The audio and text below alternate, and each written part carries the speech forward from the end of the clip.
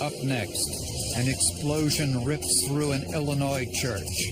The town was terrified. Evidence was everywhere.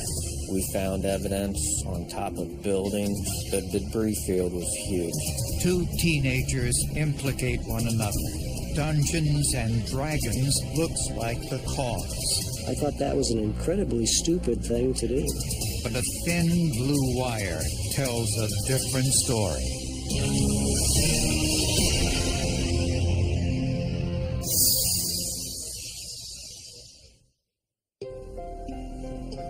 Oakwood, Illinois is a quiet, small town of less than 1,000 residents and little, if any, violent crime. At the Oakwood Methodist Church, as volunteers prepared for their Christmas celebration, church member Brian Plower walked outside where something caught his attention.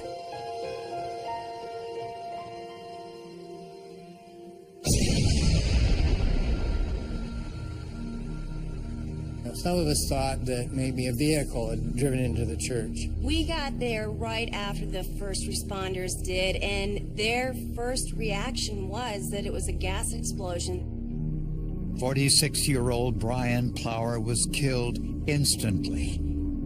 He left behind a wife and 3 children. Very charismatic, gregarious.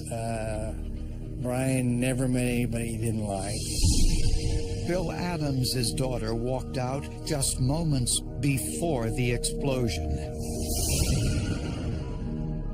It is by pure chance that it could have been my daughter. You know, I've often thought that Brian took what could have happened to my daughter. Agents from the Bureau of Alcohol, Tobacco, Firearms, and Explosives were called in to investigate. We found metal fragmentation. We found pieces of pipe nipple. We picked up any pieces of wire. We found batteries. We did find some 9-volt batteries. We picked up everything. This clearly eliminated a gas line explosion. These were the ingredients of a pipe bomb, a homemade device in which gunpowder is packed into a steel pipe closed with metal end caps. In this case, fragments of red painted end caps were found in the rubble, along with 30-gauge blue insulated silver-coated copper wire. This was not very common wire. It could be a particular signature of the bomber. A signature is something unusual or unique left by the bomber, often without knowing it. We actually found a piece of green plastic that had a label on it that said Igloo Legend 12, which is a cooler.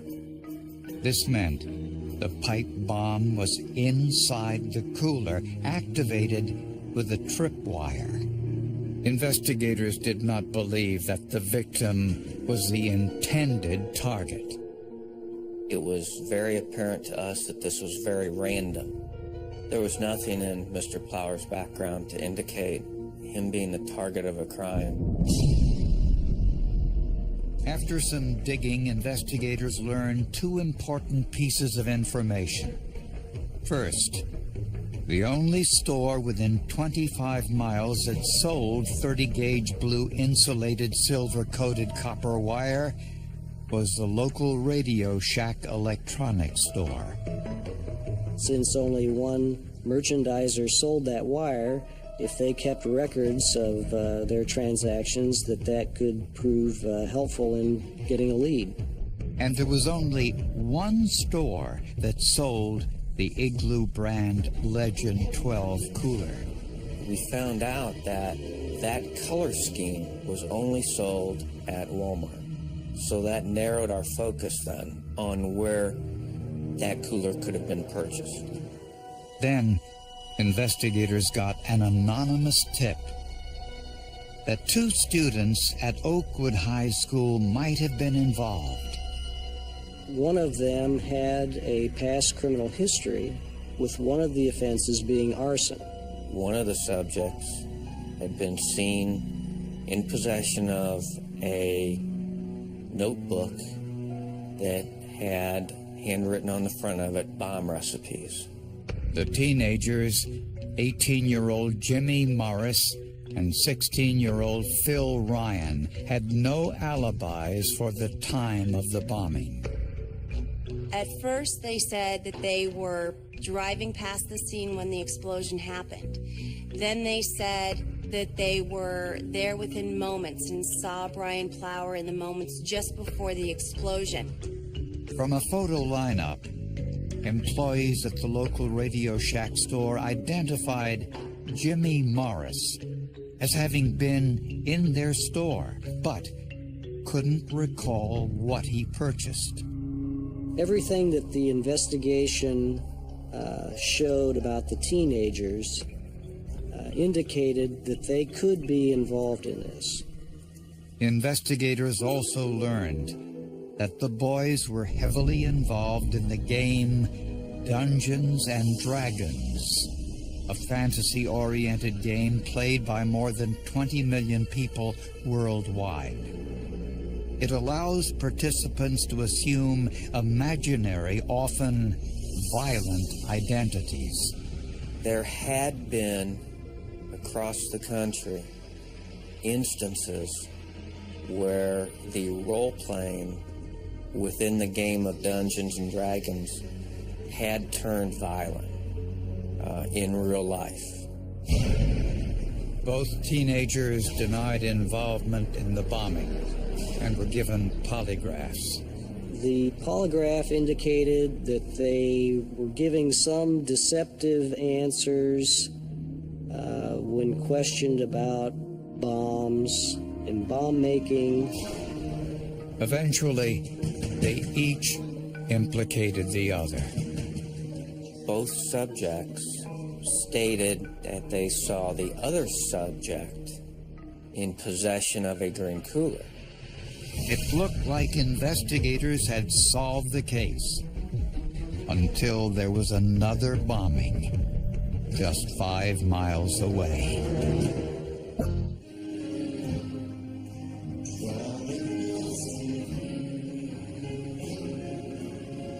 The First Assembly of God Church in Danville, Illinois, was located 5 miles away from the location of the first bombing.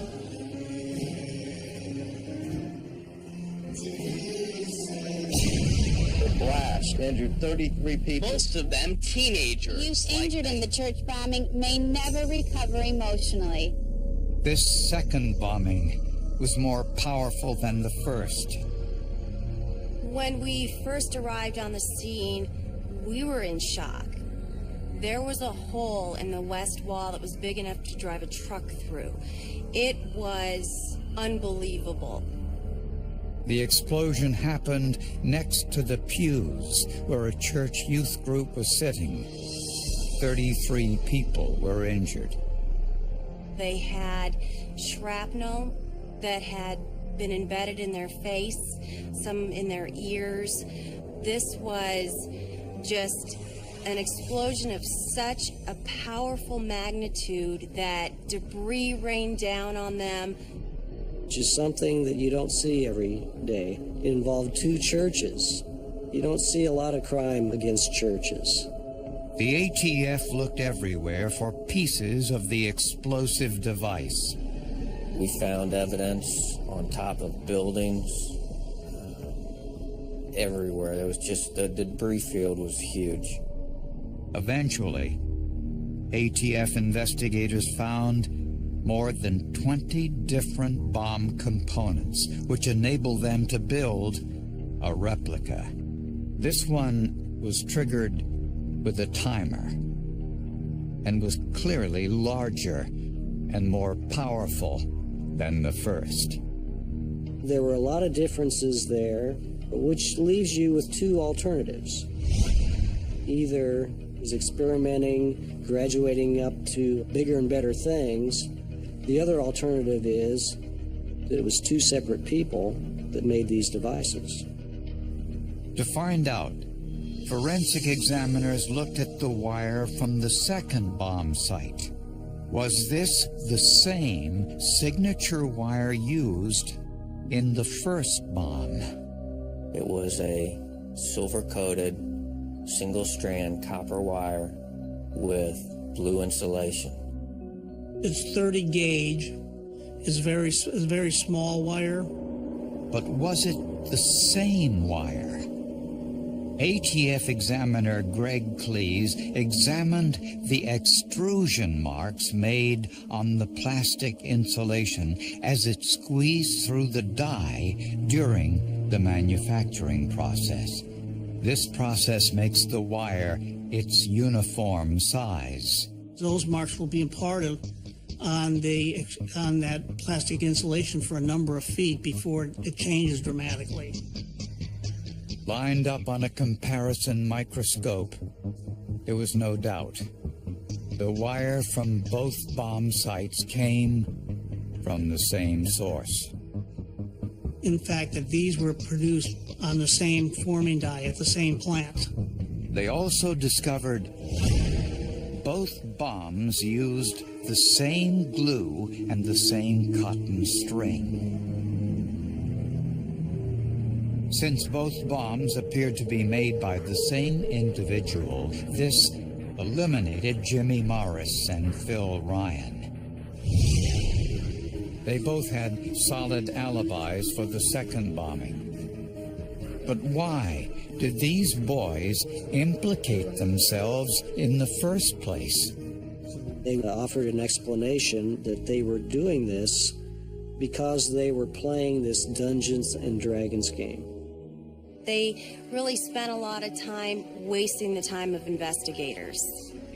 I thought that was an incredibly stupid thing to do. Then a witness came forward saying she'd seen a white male walking a German Shepherd dog near the church parking lot a few hours before the first bombing. She remembered the dog had a brown leather collar with a brass name tag on it, but she couldn't provide a description of the man. Was this the break investigators needed?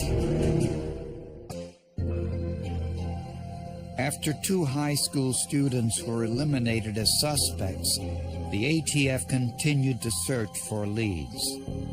They suspected that the blue copper wire was purchased at the local Radio Shack store. Unfortunately, most customers who bought this wire paid cash, so this was a dead end. The pipe had been inside a plastic cooler sold only in Walmart stores. Of the 100 sold, only 3 were purchased with a credit card or check. Those individuals were interviewed and cleared. It was a dead end. We were unable to associate that cooler with anyone that could be considered a person of interest. All of the other bomb components were common and could have been purchased anywhere. But investigators needed to find the bomber before he could strike again, since his devices were getting more sophisticated. We did feel that this was an escalation. It was a bigger device. It happened when more people were present. Then a tipster came forward, a member of the church where this second bombing took place. The member of the church come up, said, I don't know if this means much, but there was this gentleman by the name of Mr. White that I know, and that he had actually attended this church approximately 5 to 6 years prior, and had sought actually getting into the church as a member, and had been turned down. 40-year-old Richard White lived just 12 miles away from the church with his mother and his teenage daughter. We also start interviewing everyone that knows Mr. White. Friends, family, everyone. We were told by a lot of the neighbors that Richard Dean White was somebody that you didn't want to mess with. A background check revealed a troubled past. White was a high school dropout and spent time in the U.S. Army, but was discharged after only 6 weeks.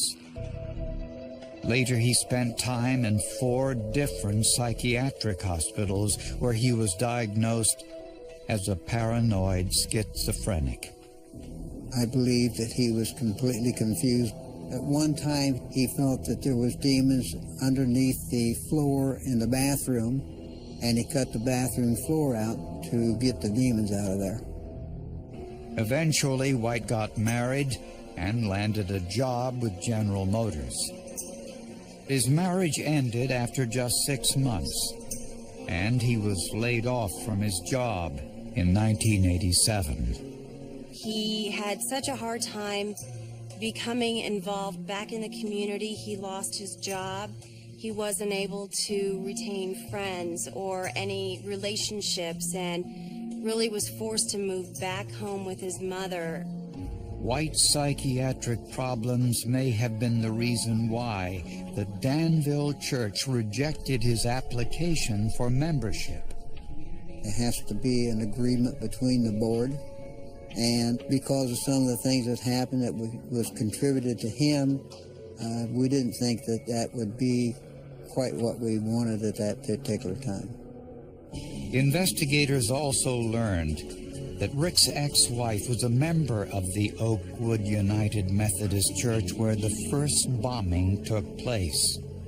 I felt like that was what he was trying to strike out against her and get even with her at the time that happened. That was purely speculation on my part. I have no idea. Then, 4 days after the second church bombing, before investigators could interview Rick White, there was another bombing, this time in a residential neighborhood several miles away. Bomb number 3. What are we going to do now? After 2 bombings and 5 months of investigation, the ATF finally had a potential suspect in Rick White.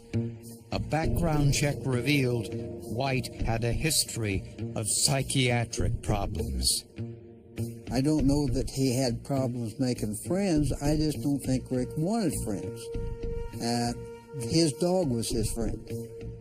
And so that satisfied Rick. So investigators decided to pay White a visit.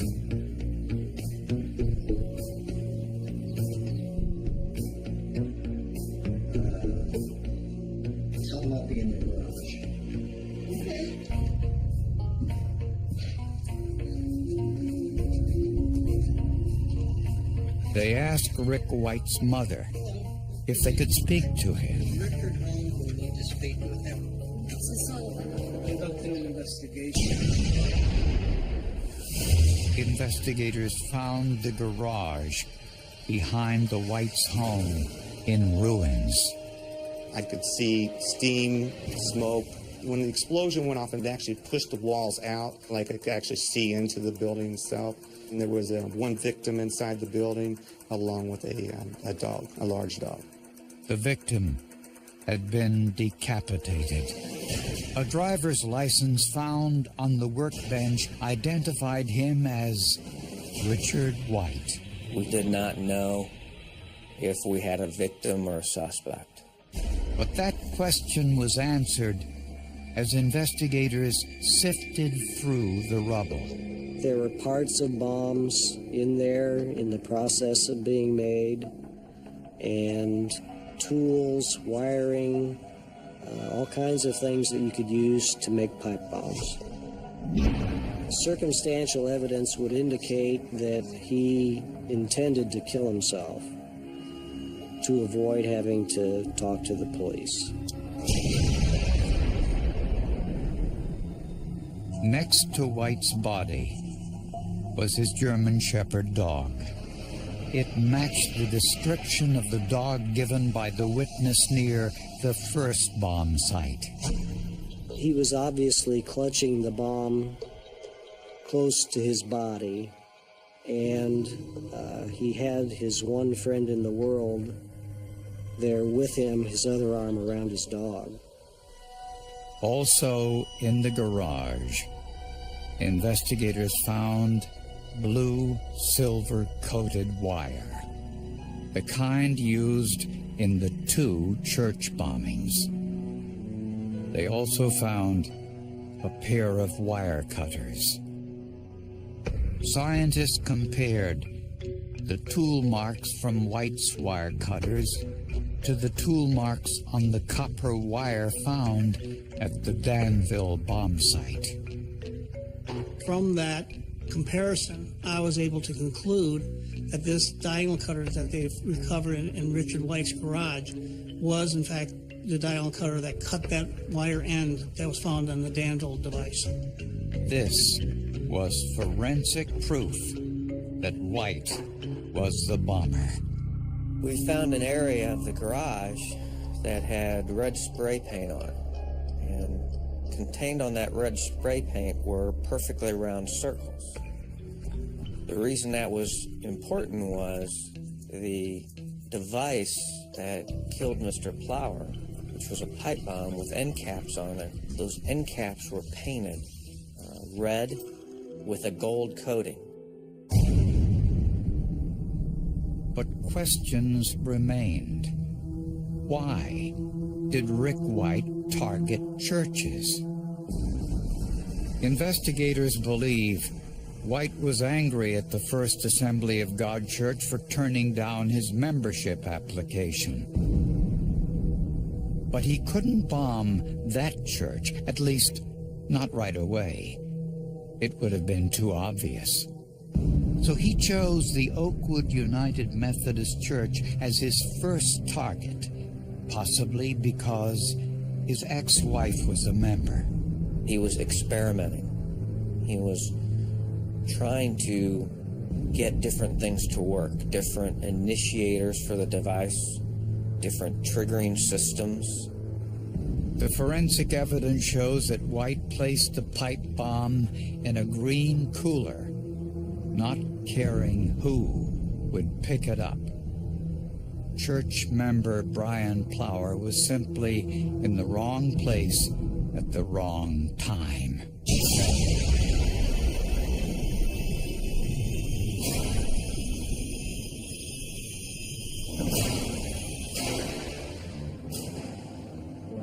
In the First Assembly of God Church bombing, White used a stronger bomb, since this was his primary target.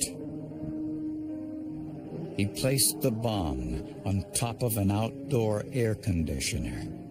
This one had a timer designed to explode during the Sunday service. 33 people were injured. We were in absolute shock, just like the people in the community, that no one had been killed.